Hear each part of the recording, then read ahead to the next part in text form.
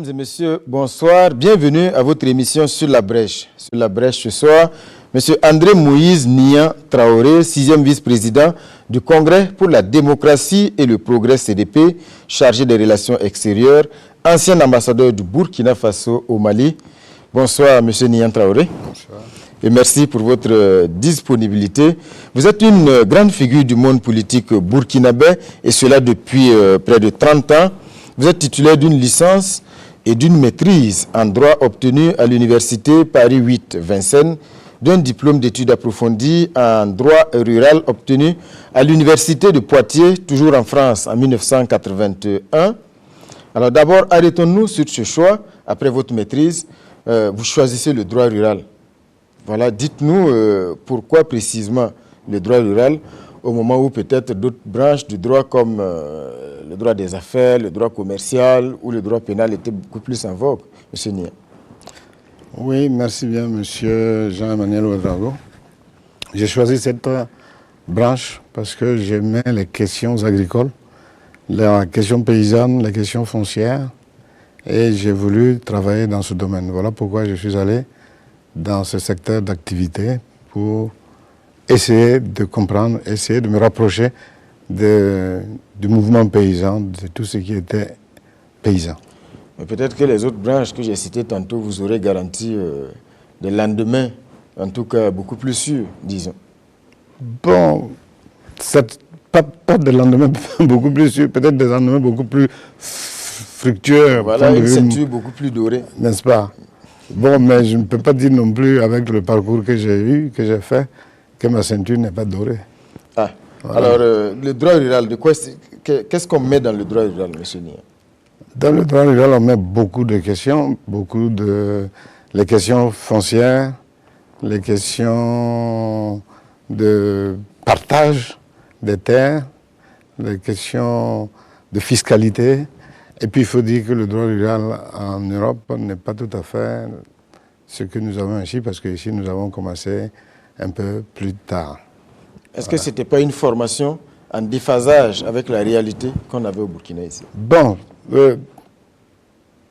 ça dépend de ce que vous dites, vous entendez par déphasage. C'est comme vous le dites, en France, en Europe de façon générale, on était très avancé sur ces questions. Oui. Mais ici, peut-être, à l'époque, le droit rural ne correspondait pas à grand-chose. C'est vrai, mais peut-être aussi il fallait travailler dans ce sens, pour s'investir dedans, pour faire évoluer la matière.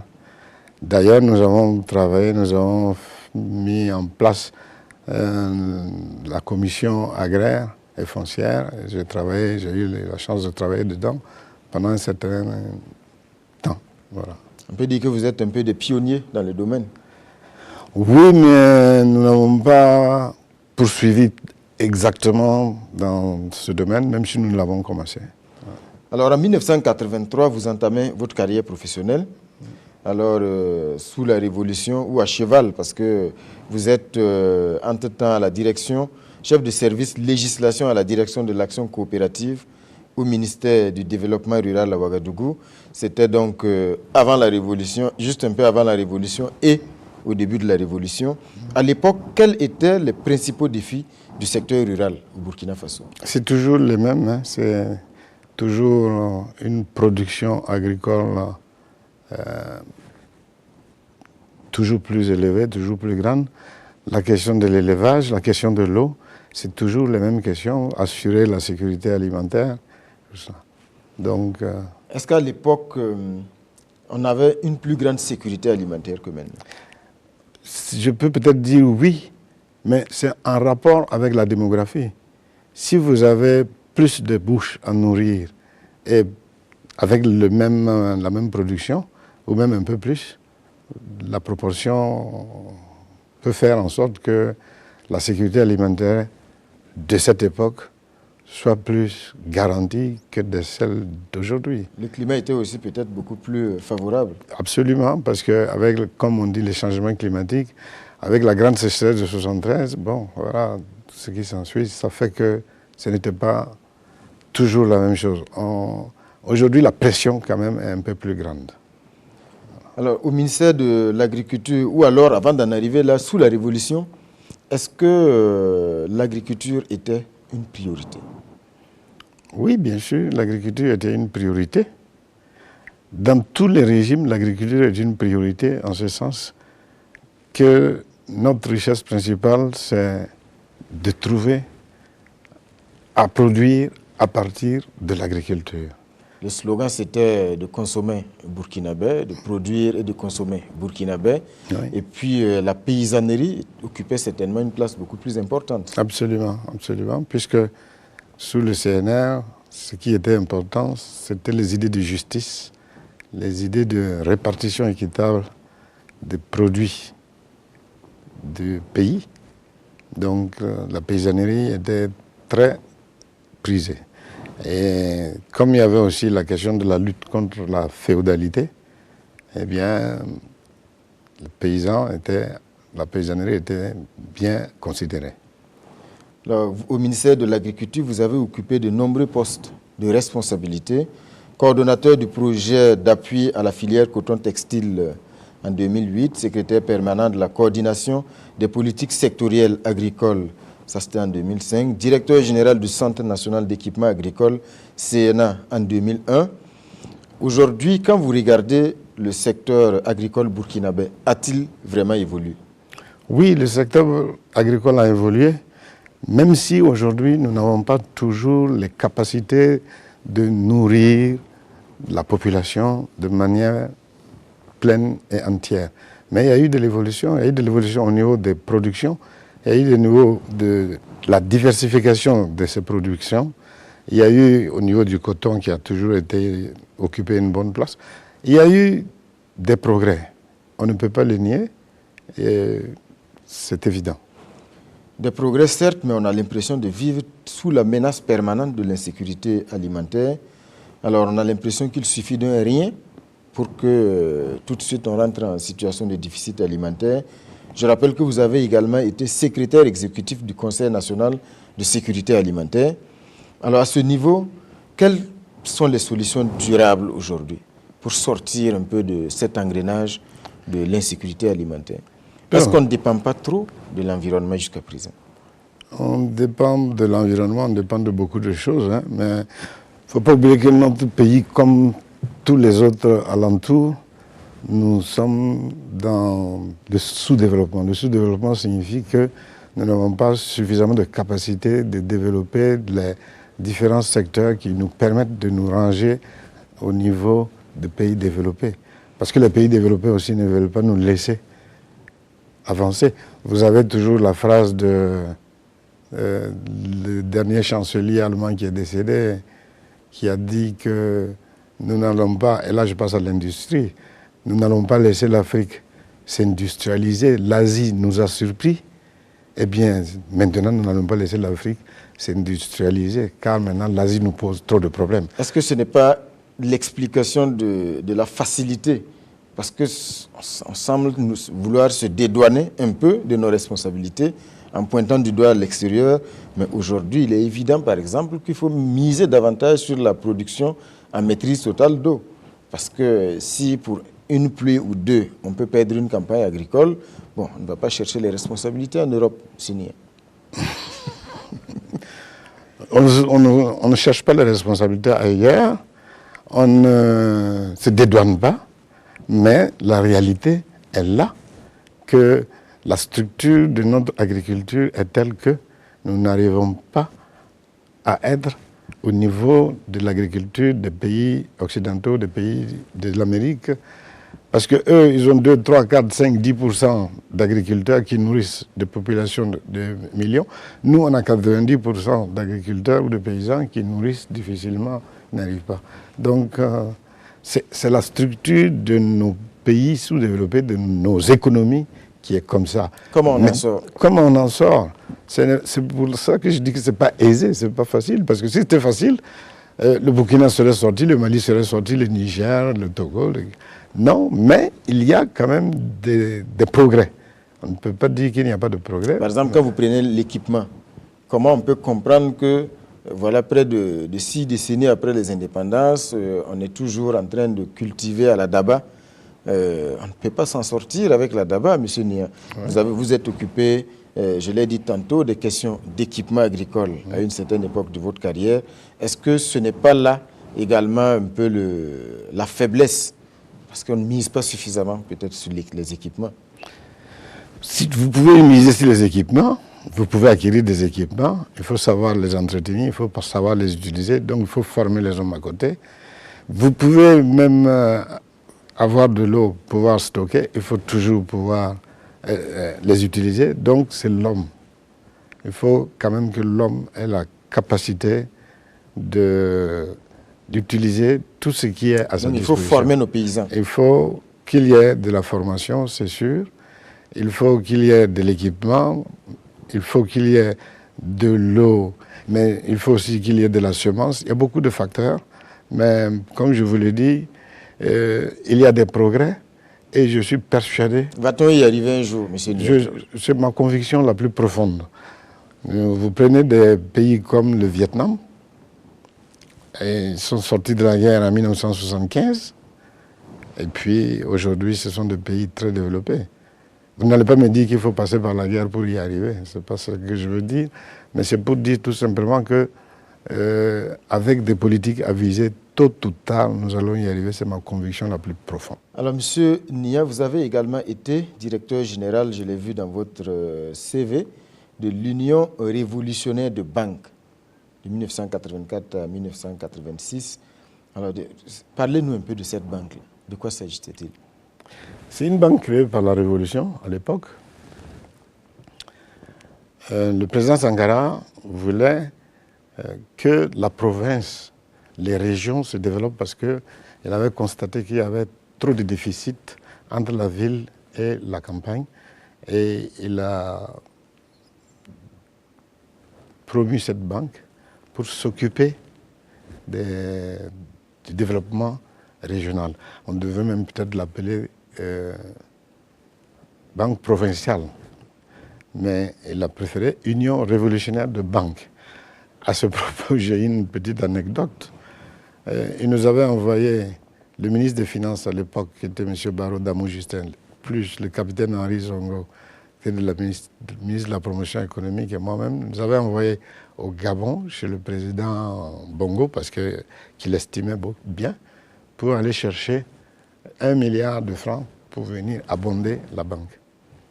Arrivé, le président Bongo nous a dit, mais c'est vous le directeur général de la Banque révolutionnaire? J'ai dit oui, monsieur le président. Il dit, vous ferez mieux de changer le nom de la banque, parce que quand vous voulez attraper des mouches, vous mettez du miel et pas du vinaigre.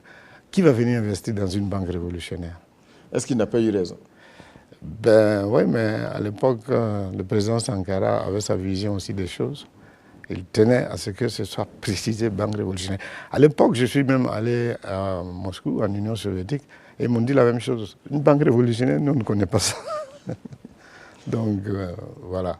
Donc, c'était pour le développement. L'expérience a tourné court? L'expérience a tourné court, plus ou moins. Elle a fait 2-3 ans. Elle est passée à d'autres. On l'a fondue dans un processus de fusion-absorption avec l'actuel SGBB. Mais, parce qu'en réalité, il y avait beaucoup de problèmes, beaucoup de difficultés.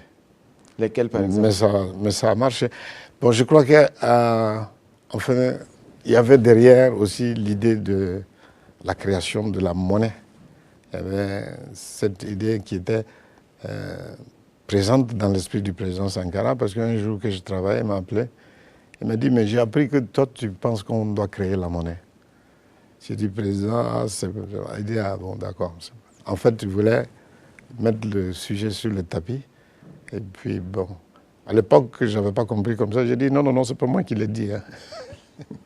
Voilà. Donc, les banques, ce n'est pas facile. Et je crois que on ne peut pas dire que l'expérience a tourné court, elle a quand même servi. Elle a installé ce qu'il voulait, c'était des salles de production de cinéma, parce qu'à travers le cinéma, il y avait une possibilité d'évolution dans les provinces. Il y a eu aussi des infrastructures socio-économiques de base qui ont été financées dans les diverses provinces. Et il y a des personnes des personnalités que j'ai connues à l'époque qui étaient des personnes de qualité. Et quand je pense à ça, je pense à M. Boli Yero, qui était haut-commissaire dans la province de la Nyanya, qui est un des personnages qui m'a vraiment marqué par sa rectitude et sa promptitude dans ce qu'il dit, à réaliser ce qu'il dit. Ok, on va en venir à votre engagement politique.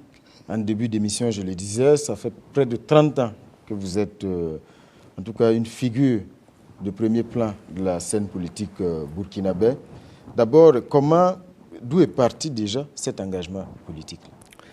L'engagement politique, pour nous, notre génération, est parti de la lecture de la société que nous faisions ou de l'existence de l'injustice.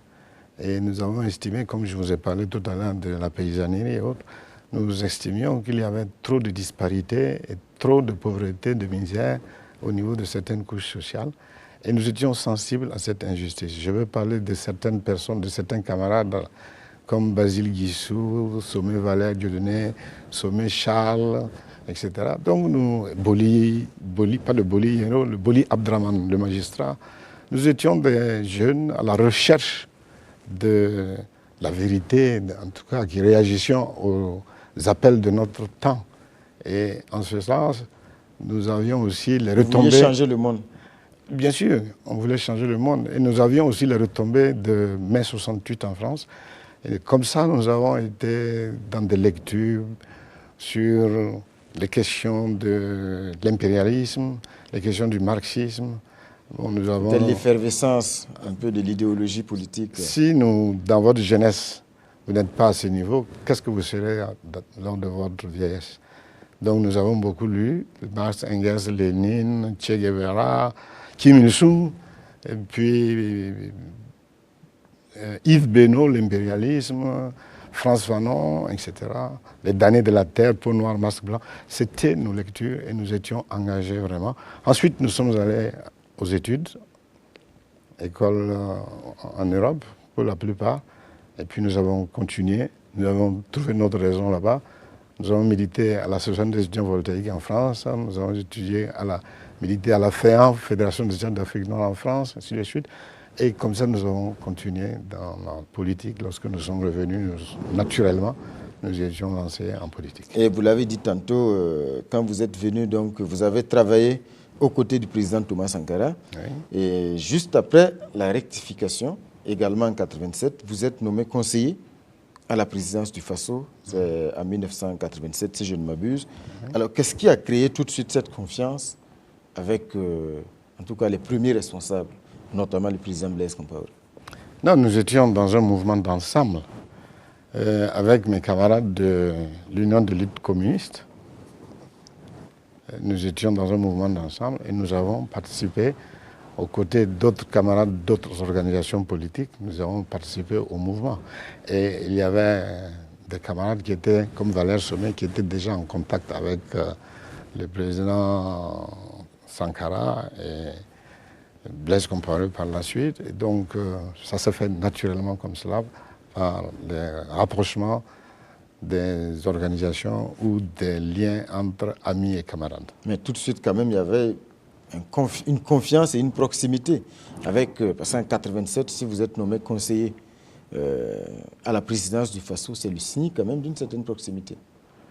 Est-ce qu'il y avait déjà une confiance? Mais la révolution avait commencé en 1983. Donc il y avait eu quand même un certain temps de collaboration, de coopération. Et je pense certainement qu'il y avait une certaine confiance qui a fait que nous avons travaillé côte à côte. Alors, quand j'ai vu conseiller à la présidence du Faso, c'était dans quel domaine précisément? Comment se passait? Conseiller politique. Conseiller politique. Oui. Et à quoi ça correspondait? Bien, à tout ce qui relève de la politique, à tout ce qui concerne. Je travaillais avec Gabriel Tamidini, Salif Diallo, Cissé Kader et Otamou Lamien. Nous étions autour du président Compaoré. Alors, comment, justement, après cet épisode-là, après notamment donc, la rectification, il y a eu donc le 15 octobre 1987, qui était donc un épisode douloureux, disons, de l'histoire de notre pays. Alors, à cette époque-là, ce nouveau régime, vous qui étiez autour du président Blaise Compaoré, quels étaient les défis?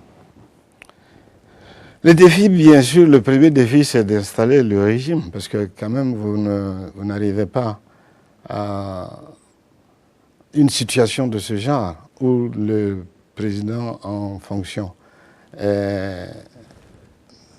trouve la mort dans des opérations d'affrontement et puis ça se passe tranquillement. C'était le premier défi, montrer que quand même la vie devait continuer, la politique devait continuer et que les difficultés étaient présentes, mais elles ne devaient pas arrêter la vie politique. Est-ce qu'aujourd'hui, beaucoup regrettent un peu l'arrêt brutal un peu de cette période révolutionnaire? Est-ce que, comme certains le disaient, est-ce que la révolution était au crépuscule au moment en 1987 ou au moment justement où la rectification est intervenue? En tout cas, elle tout sautait. Il y avait des difficultés, bien sûr. Tout le monde en était conscient et il y avait des contradictions. Et ce sont ces contradictions qui n'ont pas su être maîtrisées d'un côté comme de l'autre et qui ont abouti au clash que nous avons connu. C'est bien sûr, lorsque vous jetez un regard rétrospectif dessus, vous êtes peiné par la situation, bien sûr, parce qu'il y a trop de divisions et puis parce qu'il y a eu ce drame. Mais il faut dire que c'était bon, mais c'était difficile. Alors on va en venir à l'histoire beaucoup plus récente, l'histoire politique plus récente du Burkina Faso. Donc vous êtes resté donc, aux premières loges de la scène politique depuis tout ce temps. Vous êtes élu député en 2013, un mandat donc qui s'est arrêté avec l'insurrection des 30 et 31 octobre 2014. Alors, comment vous avez vécu cet épisode? Je préfère ne pas en revivre encore. Je préfère qu'il n'y ait pas de nouvelle insurrection. Parce que, avec ce qui est arrivé, vous voyez quand même que nous avons plongé. Le pays a marqué un temps d'arrêt. Et puis, bon, nous sommes dans des difficultés assez, j'allais dire assez dures, difficultés dures, mais c'est quand même difficulté. Donc, ce n'est pas, à mon avis, ce n'est pas souhaitable qu'il y en ait à nouveau.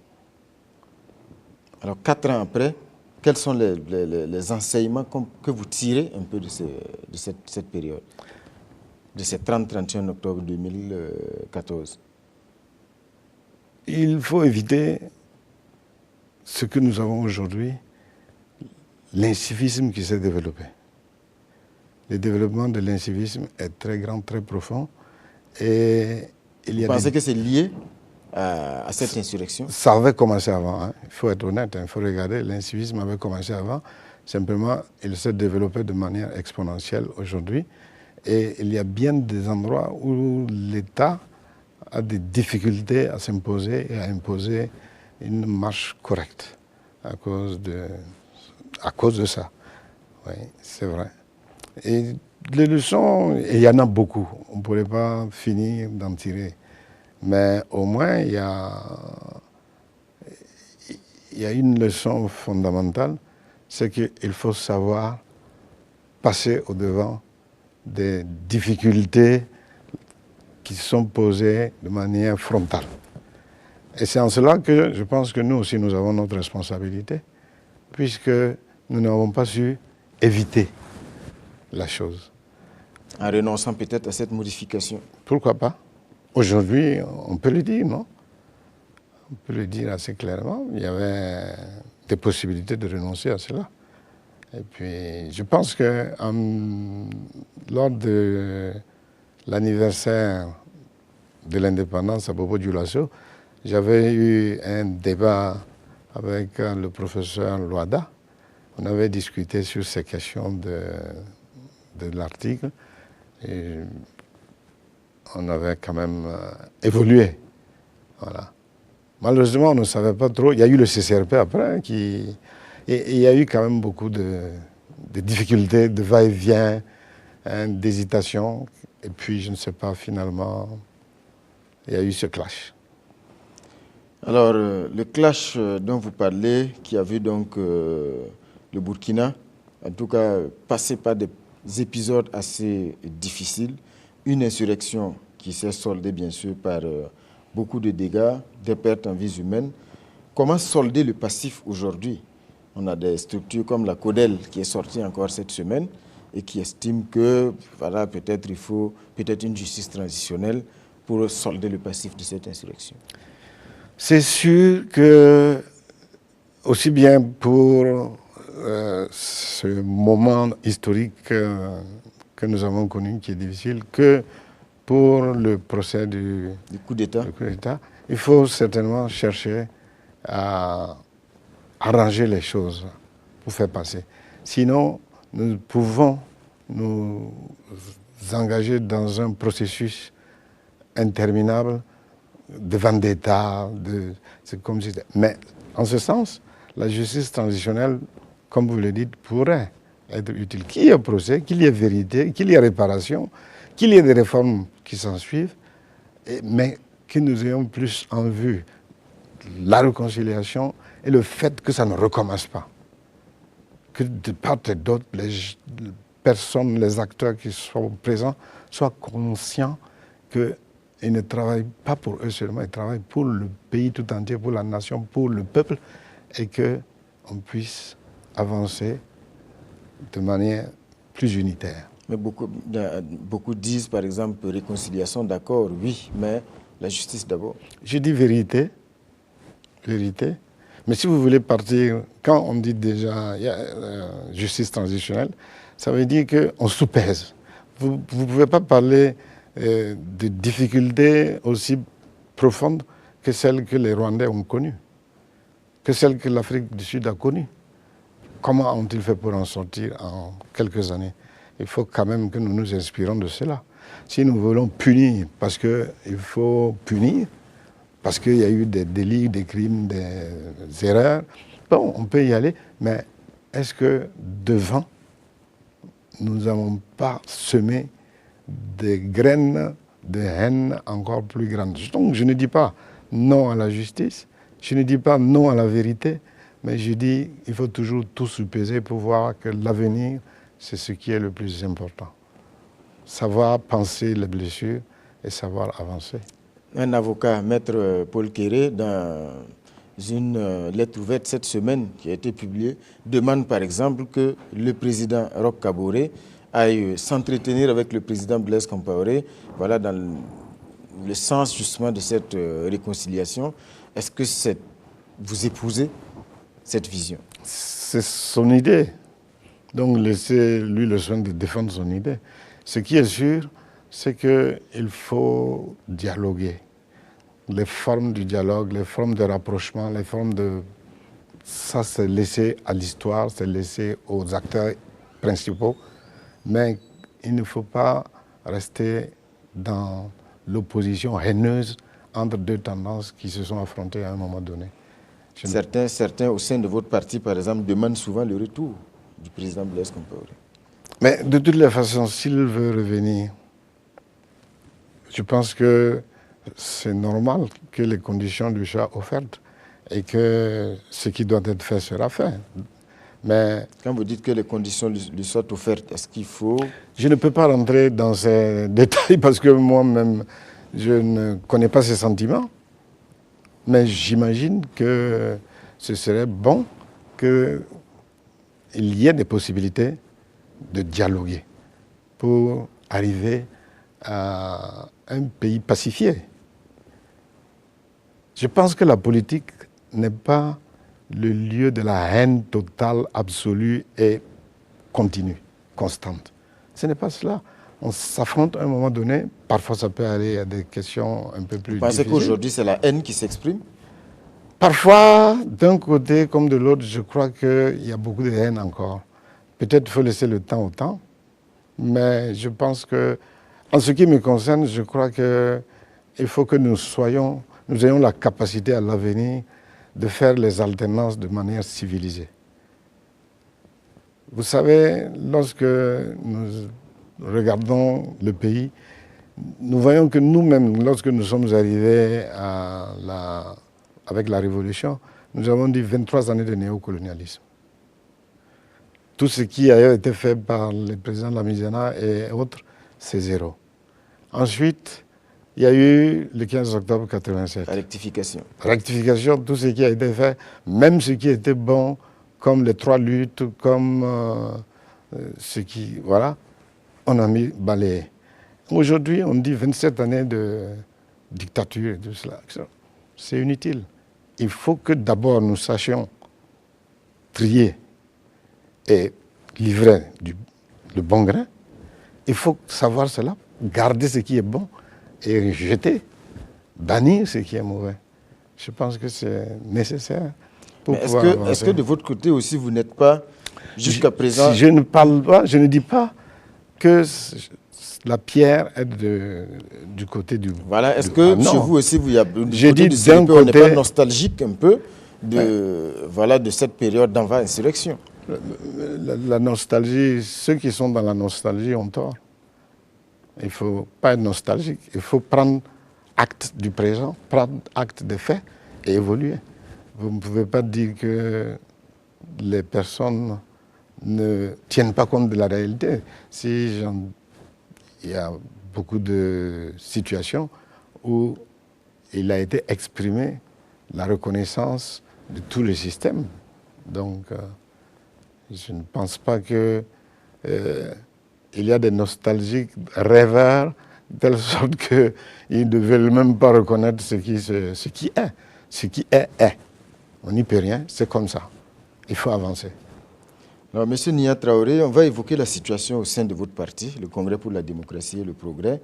Vous êtes aujourd'hui le 6e vice-président chargé des relations extérieures. Juste avant le dernier congrès, donc on a vu qu'il y a eu quand même beaucoup de divergences au sein du parti. Aujourd'hui, est-ce que les divergences sont aplanées? Beaucoup de divergences? Je ne m'en rappelle pas. Mais la presse s'était fait l'écho quand même de beaucoup de velléités et de beaucoup d'ambition pour occuper le poste de président du parti. Et donc, avant bien sûr... Ah, c'est ça, mais ça c'est normal, c'est un processus normal. Il n'y a pas de problème. Aujourd'hui, c'est le calme et la sérénité. Ben, en tout cas, même dans ça, c'était le calme et la sérénité. L'essentiel, c'est de savoir parler, de savoir se parler. Donc, je ne me rappelle pas de divergence à ce point que les structures ne fonctionnent pas. Je ne souhaite même pas cela, ni d'un côté ni de l'autre, dans n'importe quel parti. Il faut que les hommes puissent toujours se parler, même s'ils sont opposés sur des questions, sur des idées. Voilà. Aujourd'hui, certains observateurs estiment, par exemple, qu'au niveau du CDP, on a du mal à faire un peu le renouvellement. Est-ce qu'il ne faut pas peut-être faire plus de place aujourd'hui aux jeunes et puis renouveler carrément le parti? Partout, il y a ce problème de génération, j'allais dire, partout. Dans toutes les structures, dans tous les partis et dans toute la société. C'est un renouvellement constant. Vous-même, vous êtes un nouveau dans votre fonction et vous prenez la place de plus anciens qui sont venus, qui ont travaillé, qui ont fait leur part des choses, qui sont partis. Partout, ce sera comme ça aussi. Et si chez vous, les anciens ne veulent pas partir? C'est la loi de la biologie, hein. Vous partirez quand même. Seulement, il faut savoir partir, et il faut savoir venir pour les jeunes. Voilà.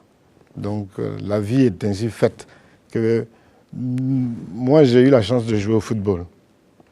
Que je le veuille ou pas, je ne peux plus jouer comme avant, en tout cas. Donc, vous avez joué à l'Étoile filante de Ouagadougou? Oui, exactement. J'étais à l'Étoile filante de Ouagadougou. J'étais avant-centre, je marquais des buts. J'aimais ça. Et mes adversaires n'aimaient pas. Mais c'est la loi de la confrontation, c'est la loi du sport, c'est la loi aussi de la politique. Les jeunes n'ont qu'à attendre leur temps. Mais ils viendront, on n'y peut rien, c'est comme ça. On n'y peut rien, les jeunes viendront, prendront la place, et c'est comme ça. Aujourd'hui, le président du parti, c'est M. Edi Komboego. Alors, 2020, en tout cas, ce profil, si tout est calme, est-ce que Edi Komboego est le candidat du CDP pour 2020? Vous parlez de 2020, nous on parle d'aujourd'hui. Vous êtes un peu en avance. Le président Roch, par exemple, est candidat. Mais laissez-le, c'est lui qui l'a dit. Laissez l'autre aussi le dire. Donc... Mais comment se porte aujourd'hui le Congrès pour la démocratie et le progrès? C'est que cette semaine, en tout cas, il y a des journaux qui ont révélé, par exemple, en tout cas, des départs, notamment à Signaré, à Zitenga, notamment 250 militants du CDP auraient rejoint donc, le MPP. En tout cas, l'information a été révélée. Il y a des mouvements contradictoires comme ça, partout. Il y a des mouvements en Côte d'Ivoire, au Burkina, partout. Il y a une recomposition qui se fait dans tous les partis, dans tous les sens. Donc, est-ce que ce n'est pas le signe que votre parti est en perte de vitesse? Non, ça c'est vous qui le dites. Vous ne le constatez pas? Je ne constate rien. Je constate simplement qu'il y a des partis politiques qui travaillent d'un côté comme de l'autre et de toutes parts, et ça avance. L'essentiel, c'est l'animation de la démocratie, bien comprise. Alors, monsieur Nian Traoré, on va évoquer à présent l'actualité avec cette situation au niveau de la CENI. On a vu cette semaine, en tout cas, une entrevue entre le président de la CENI et l'Union pour le progrès et le changement en début de semaine. Alors, une rencontre au terme de laquelle le deuxième vice-président de l'UPC affirme devant la presse, on s'est compris, et allez, 72 heures après, rétropédalage, M. Adama Soso revient devant la presse pour expliquer que, voilà, si on s'est compris, ne veut pas dire, en tout cas, qu'on cautionne les choses, alors que ce n'était pas l'image qu'on avait. Comment vous avez vécu déjà un peu cette semaine d'actualité autour de cela? Non, moi, je n'ai pas bien suivi cette question. Et je sais simplement qu'il y a des accroches, des accros. Et je pense qu'il appartient au président de la CENI en particulier d'être au-dessus de tout soupçon comme la femme de César. Est-ce que vous le soupçonnez de quelque chose? Non, je pense que c'est ce que vous évoquez. Donc, ce n'est pas moi qui le soupçonne. Moi, je le soupçonne de rien, puisque je vous ai dit que je n'ai pas bien suivi. Mais si vous me le dites, c'est qu'il y a des propos qui sont tenus. Du côté de la majorité présidentielle, je crois qu'ils ont eu aussi des accros avec. Donc, il faut travailler pour que la CENI ne soit pas prise à partie. Mais quand je dis vous, c'est peut-être pas personnel, mais vous êtes réunis au sein du CEFOP. Je parle du Congrès pour la démocratie et le progrès et l'UPC, et puis on connaît la position qui est affichée. Quand vous voyez, en tout cas, des sorties comme ça, on a l'impression que la position n'est pas tenue au niveau du CEFOP et de l'ensemble des partis. Vous avez dit que l'UPC, le secrétaire, le deuxième vice-président a parlé. Maintenant, c'est le CEFOP, donc je ne sais pas. Mais c'est la même ligne, M. Moïse Nia Traoré. C'est la même ligne parce que bon, l'UPC est dans le CEFOP, le CDP également. Et puis, en tout cas, c'est une alliance qui, depuis longtemps, parle d'une même voix. Dans ce cas, si ce que l'UPC dit, c'est le CDP qui a dit, c'est l'ADF qui a dit, non, je pense que... Mais ça crée quand même une cacophonie au sein du CEFOP. Non, il n'y a pas de cacophonie. C'est l'unité dans la diversité. Alors, votre ligne aujourd'hui, c'est quoi par rapport à la situation à la CENI? Les divergences, c'est surtout sur cette perspective d'adosser donc la révision du fichier électoral à l'ONI, au fichier de l'ONI. Est-ce que vous épousez le choix de la CENI? Nous en reparlerons une autre fois. Pourquoi pas ce soir, M. Nian? Parce que ce soir, je ne suis pas prêt à en parler. Alors, doit-on comprendre que vous n'épousez pas cette idée? Parce qu'au sein de l'UPC, on pointe M. Newton Ahmed Bari carrément comme un danger. Oui, bon, l'opposition utilise des paroles fortes parfois pour choquer, pour secouer. Donc, Boko-Haram. Ils ont dit que c'est un danger, mais bon. Pourquoi vous me parlez de ce que mon ami Soso a dit? C'est parce que vous êtes ensemble. Oui, mais dans ce cas, j'aurais pris la trompette pour dire aussi la même chose. Laissez-lui ses paroles. S'il vous plaît, monsieur Jean-Emmanuel. Mais tout cela n'est-il pas de mauvais augure? Parce que nous sommes quand même nous sommes à la veille. Non, mais je pense qu'il ne faut pas trop tirer sur ces questions. Ce sont des choses qui doivent se régler naturellement pour qu'on aille au débat électoral de manière plus sereine. Mais ce sont des choses qui existent sur le chemin. Donc, il ne faut pas en faire un plat. Il y a aussi cette question du vote des Burkinabés de l'étranger. Au sein de votre parti, beaucoup estiment que tout a été fait, notamment pour ce qui concerne la Côte d'Ivoire, parce que peut-être dans la majorité, on craindrait la force du CDP, notamment en Côte d'Ivoire. C'est une question délicate. C'est une question délicate, mais qui est abordée avec des divergences. L'opposition a son point de vue, la majorité a son point de vue. Votre point de vue, c'est lequel? C'est le point de vue du parti. Donc tout est fait pour vous contrecarrer en Côte d'Ivoire. Oh, est-ce que c'est la Côte d'Ivoire qui est la diaspora? Non. Alors on va évoquer la question de la sécurité, Oui. ou de l'insécurité, parce que depuis donc quelque temps, le Burkina Faso subit chaque jour des attentats, des attaques notamment contre les forces de défense et de sécurité. Alors, aujourd'hui, au niveau de la majorité, on parle de tentative de déstabilisation qui se fonde sur un certain nombre de faits, la non-revendication jusqu'à présent donc, de ces attaques et tout ça. Quelle est la lecture que vous avez? Non, d'abord, il faut quand même écraser une larme de tristesse lorsque les forces, autant de forces de défense et de sécurité sont tuées. Donc nous devons quand même adresser nos condoléances aux familles de ces victimes et avoir une compassion pour elles. C'est une situation globale. Vous savez très bien que la situation en Syrie, en Irak, où l'État islamique a été défait, a libéré des forces nocives, notamment 6000 combattants sont venus en Afrique de l'Ouest. Et on a vu apparaître aussi ce qu'on appelle l'État islamique dans le Grand Sahel.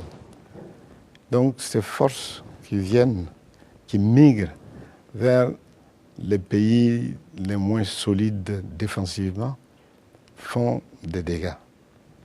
Je crois quand même qu'il faut tenir compte de ça.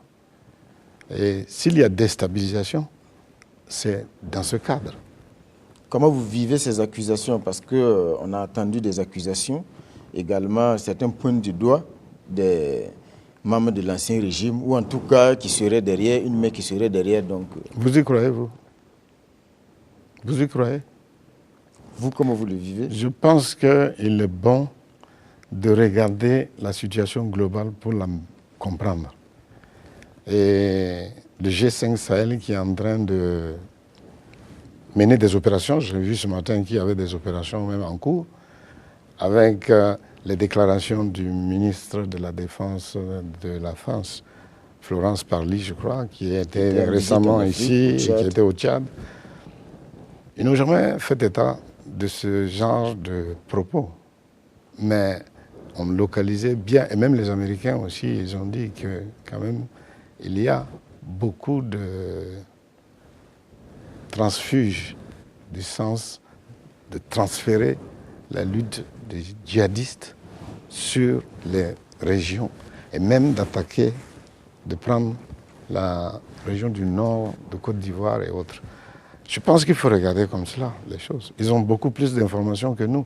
Ne pas nous laisser aller à des sentiments un peu subjectifs qui peuvent ne pas permettre la vision unitaire. Parce que tout le monde... Vous pensez que s'il y a une situation comme ça, les balles des djihadistes choisissent M. Ouedraogo, M. Inter, il a tel parti, tel... Non, il y a eu des maires qui appartiennent à différentes formations politiques, que ce soit de l'opposition, que ce soit de la majorité, qui ont été atteints par les méfaits.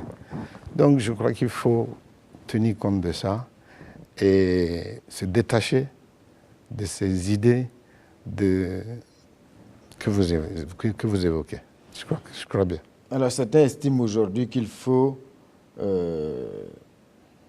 peut-être annuler le projet de référendum carrément et puis se consacrer à cette question de la lutte contre l'insécurité. En tout cas, je ne suis pas loin de cet avis. Parce que c'est combien de milliards qu'il y a dans un référendum du genre. Pour dire que nous sommes tous d'accord sur la commission, sur les conclusions de la commission constitutionnelle. Je le dis franchement, personnellement, je ne suis pas loin de cet avis. J'ai le même avis.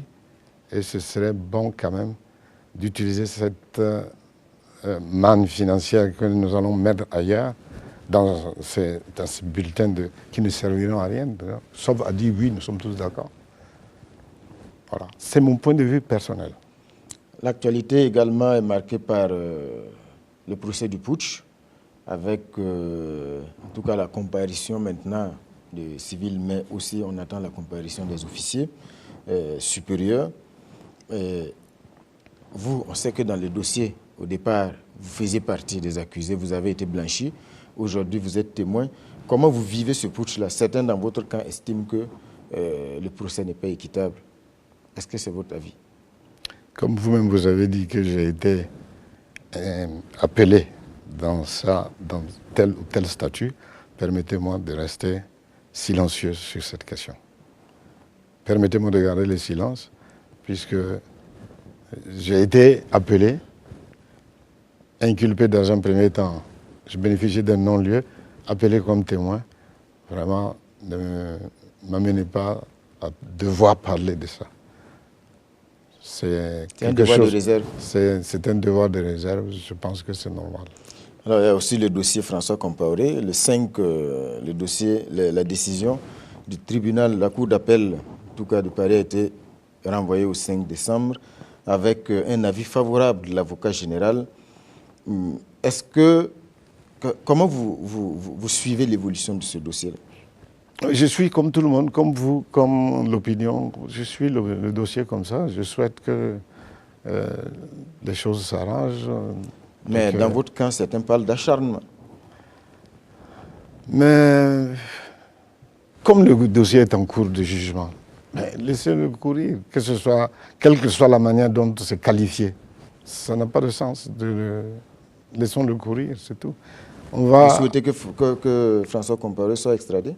Je ne souhaite rien. Je souhaite que le dossier suive son cours et que ça finisse.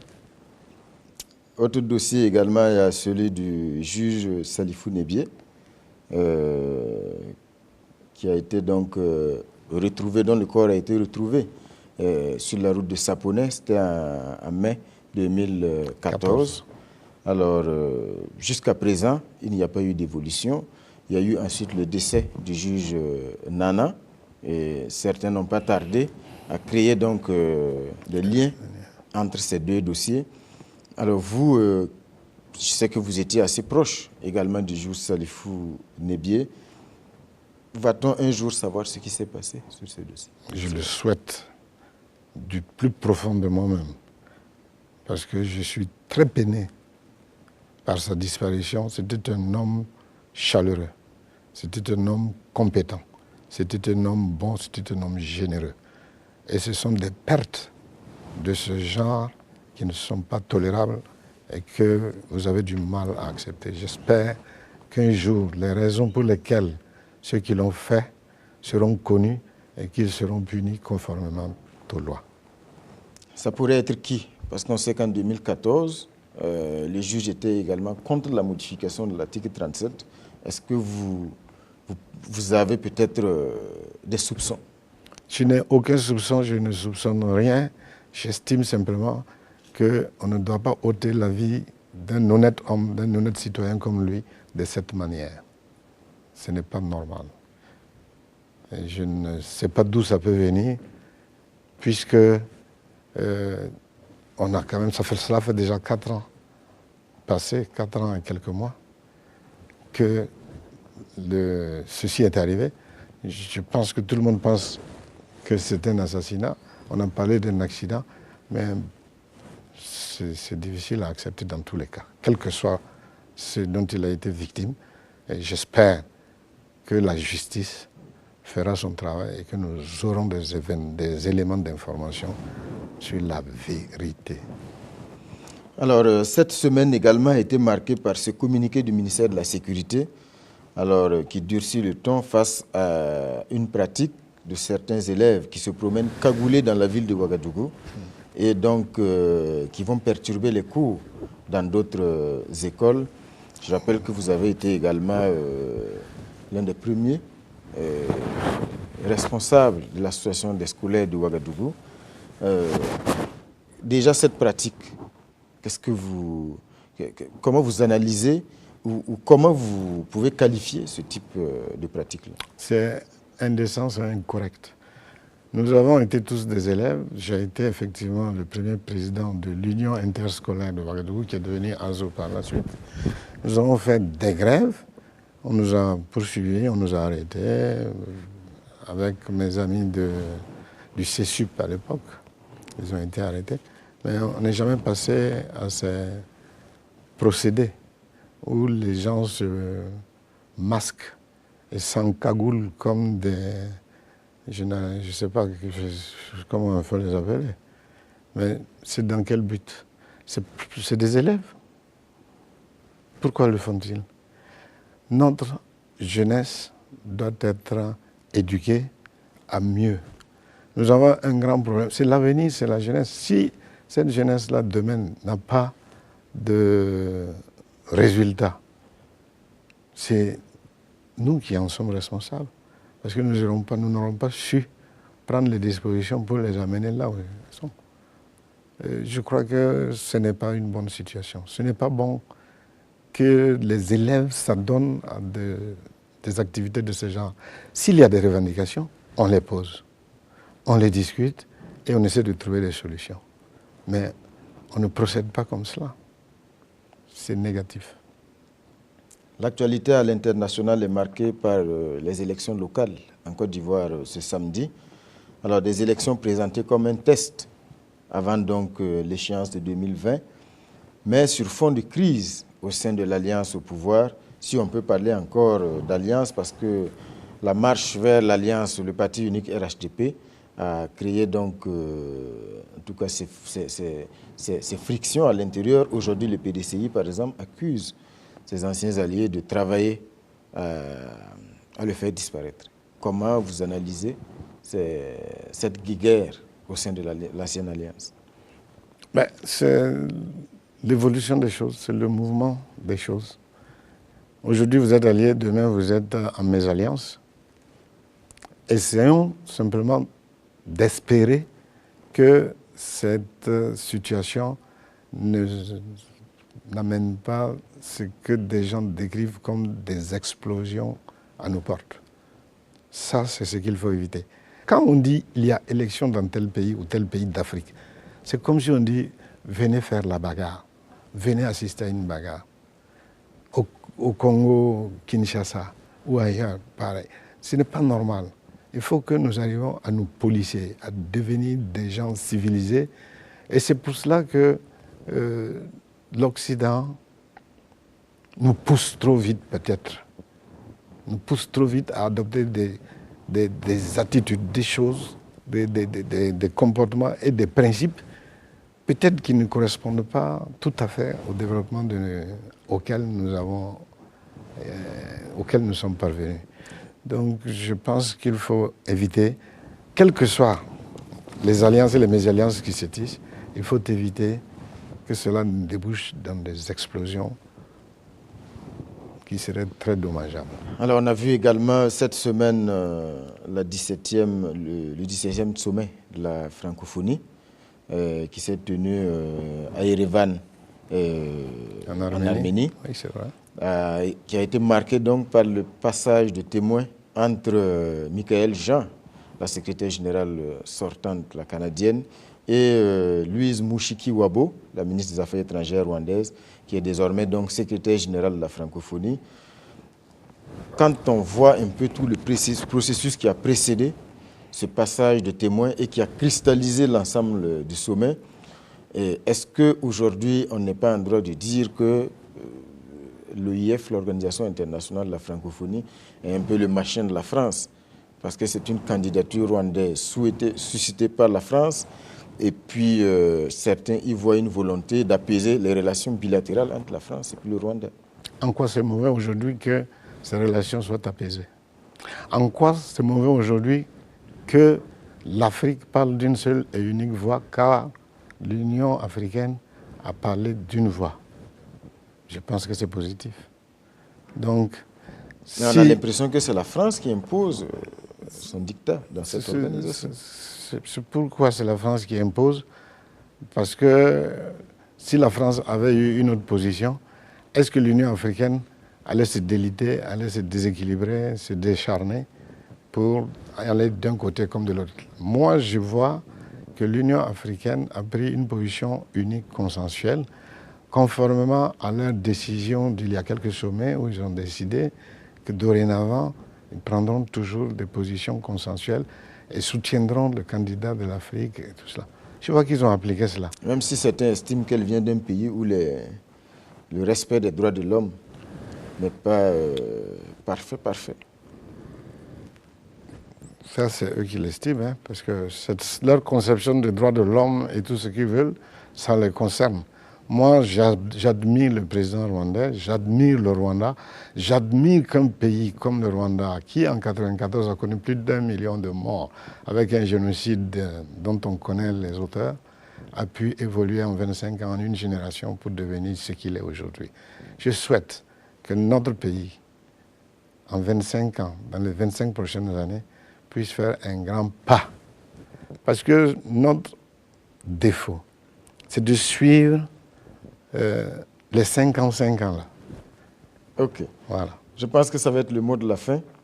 Monsieur André Moïse Nian Traoré, merci encore d'avoir accepté notre invitation à venir donc sur le plateau de Sur la Brèche.